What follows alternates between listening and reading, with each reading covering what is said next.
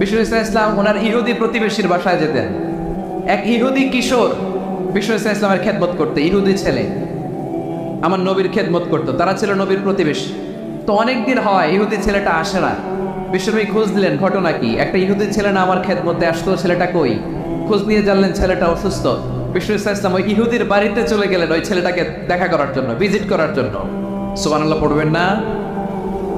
গেলেন, যে দেখে ইহুদি ছেলেটা মুমূর্ষ, যান যান যায় যায় পা বিছানায় পড়ে আছে, তার বাবা দাঁড়ানো। বিশ্বনবী তার মাথার পাশে বসলেন, মাথায় হাত বুলিয়ে দিলেন, আর ছেলেটাকে বললেন আসলিম, হে ইহুদি ছেলে আসলিম, ইসলাম ধর্ম গ্রহণ করো। তো ছোট্ট ছেলে ভাবে আমরা ইহুদি, এখন ইসলাম ধর্ম গ্রহণ করলে আব্বা যদি বকা দেয়, ফানাযারা ইলা ওয়াজহি আবি, ছেলেটা তার বাবার চেহারার দিকে তাকালো, দেখি আব্বা কি কয়। আব্বা যদি বলে তাইলে ইসলাম ধর্ম গ্রহণ করবো।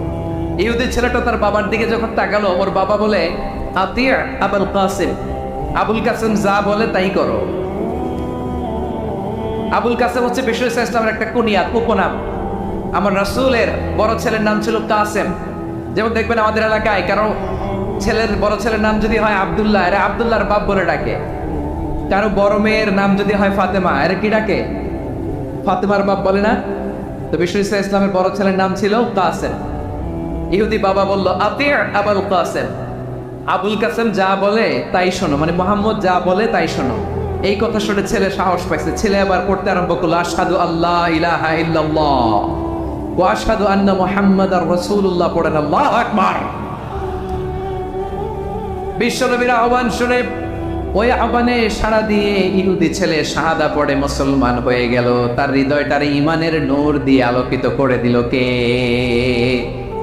প্রিয় ভাইরা, এবার রাসূল সাল্লাল্লাহু আলাইহি ওয়াসাল্লাম বের হয়ে আসলেন ঘর থেকে, আর বললেন আলহামদুলিল্লাহিল্লাযী আনকাযাহু মিনান নার, প্রশংসা সে আল্লাহ যে আল্লাহ জাহান্নামে চলে যাচ্ছিল প্রায় এমন একটা লোককে মুহূর্তের মধ্যে কালেমায়ে শাহাদাতের বদৌলতে জান্নাতি বানায় দিলেন। আওয়াজ করে পড়েন সুবহানাল্লাহ। এই হাদিস থেকে আমরা কি শিখলাম? What is the moral of the story? এক নম্বর স্টোরি হলো, প্রতিবেশী ইহুদি হোক হিন্দু হোক, যাবেন, সুসম্পর্ক রাখবেন, উপহার দিবেন, বিপদে পাশে দাঁড়াবেন, তাইলেই তো আপনাদের প্রতি, মুসলমানদের প্রতি তারা আকৃষ্ট হবে, ঠিক কিনা বলেন? আপনি যদি হিন্দুদের সাথে বৌদ্ধদের সাথে নাই মিশেন, নাস্তিকের কাছে নাই যান, তো ইসলামের সৌন্দর্যটা ওরা বুঝবে কেমনে? আমার অনেক হিন্দু পরিচিত ভাই আছে, ওরা আমাদের ইফতারির প্রোগ্রামে এসে একসাথে ইফতারি করে। অনেক মদখোর আমার সাথে বসে একসাথে ডিনার করে, হাফ প্যান্ট পরা, গলায় স্বর্ণের চেইন, হাতে স্বর্ণের ব্রেসলেট, আইসা আমার সাথে ডিনার করছে, আছে এরকম। গাঁজাখোর, আমি বলে আসো, welcome welcome to my dinner, আসো বসো। বসলেই তো আমি ওর ডিএনএ, চিন্তার ডিএনএ চেঞ্জ করে দেওয়ার সুযোগ পাবো। চিল্লায় বলো ঠিক কি না? আসতে হবে আমার কাছে। Our door is open, the door of Islam is open 24/7। সব সময় আমাদের ইসলামের দরজা আমার অমুসলিম ভাইদের জন্য খোলা আছে, না নাই? এই হাদিস থেকে দুইটা শিক্ষা। এক নম্বর শিক্ষা, প্রতিবেশী মুসলিম হোক অমুসলিম হোক, যান, অসুস্থ হইলে একটু আপেল নিয়ে যান, আঙ্গুর নিয়ে যান, কমলা নিয়ে যান, তাদের সাথে ভালো আচরণ করেন। ইসলামের বিউটি দেখে, সৌন্দর্য দেখে অবাক হবে, নসিব ভালো হলে কোনোদিন কালিমা পড়ে মুসলমান হয়ে যাবে, ঠিক কিনা বলেন? তাহলে অমুসলিমের সাথে ভালো সম্পর্ক। বিশ্বনবী ইহুদির বাড়িতে গেলেন, ইহুদির বাড়ি, আর আমার মুসলমান ভাই আমার কাফের বলে, এরকম আছে না নাই? মুসলিম মুসলিমরা দেখতে পারে না, সহ্য করতে পারে। বিশ্বনবী সাল্লাল্লাহু আলাইহি ওয়াসাল্লাম ইহুদির বাড়িতে গেলেন, এটা একটা শিক্ষা। আরেকটা শিক্ষা হলো, ভাইরা ধাক্কা মারে এসে সামনে এসে কি লাভ? প্রোগ্রাম তো শেষ হচ্ছে, এখনই শেষ হচ্ছে। তো এই যে আমাদের বকশি ভাই ওয়াদা নিল, হাত তোলালো, মিম বলে এত কথা বললো, তো আমি জেলায় জেলায় দিয়ে খালি হাত নাড়াই তোমাদের জন্য, নাকি? হ্যাঁ, হাত নাড়াই শুনুন। এই ধাক্কাইতে ধাক্কাইতে এদিকে এসে হাত নাড়াইতেছে, হয়েছে তো, দেখলাম তো, ঠিক আছে, মাশাআল্লাহ, অনেক সুশৃঙ্খল, অন্যান্য যে কোনো জেলার জন্য সুশৃঙ্খল। আমার দিকে তাকাও, আমার দিকে তাকাও, ঠিক আছে। এই যে দাঁড়িয়ে আছে, একটা ছেলে নড়ে না, দেখছেন? মাশাআল্লাহ মাশাআল্লাহ মাশাআল্লাহ। হ্যাঁ, এইভাবেই। আর কয়েকটা মজাদার কথা আছে, শোনো। এই হাদিস থেকে আমাদের শিক্ষা হলো, আমার প্রতিবেশী যেই ধর্মের হোক আমি সম্পর্ক রাখবো। অসুস্থ হলে যাবো, কি বলেন ভাইরা? যাবেন না? যাবেন না আপনারা? আচ্ছা, 2 নম্বর শিক্ষা হলো, বিষ্ণু ইসলামের খাদেম ছিল ইহুদি, এতদিন খেদমত করলো, একদিনও বিশ্বনবী ওরা কালিমার দাওয়াত দেয় নাই। কারণ কি? বিশ্বনবী একটা ভালো সময়ের অপেক্ষা করতেছিলেন, প্রপার টাইমিং। দায়ীর কাজ হচ্ছে দাঈ ইলাল্লাহ, সে হচ্ছে সুযোগ সন্ধানী। দায়ী সুযোগ খোঁজে, কখন দাওয়াত দিলে ব্যাটে বলে হবে, ঝোপ খোঁজে কোপ মারে, ঠিক কিনা বলেন? বিষ্ণু ইসলাম ভালো সময়ের অপেক্ষা করতেছিলেন, দেখি ভালো সময় আসুক আসুক আসুক আসুক।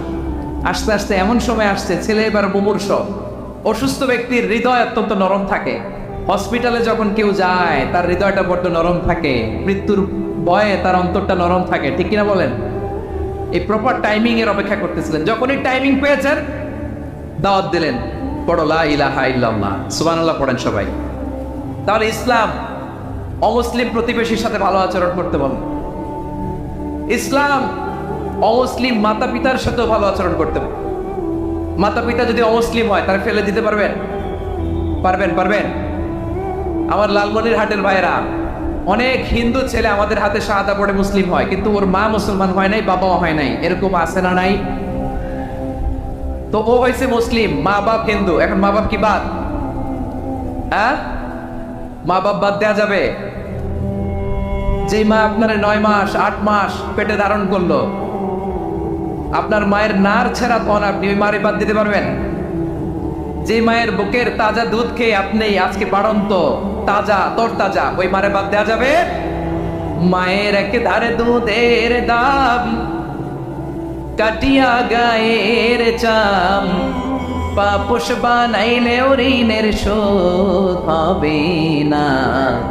এমন দরদি ভাবে কেউ হবে না আমার গো।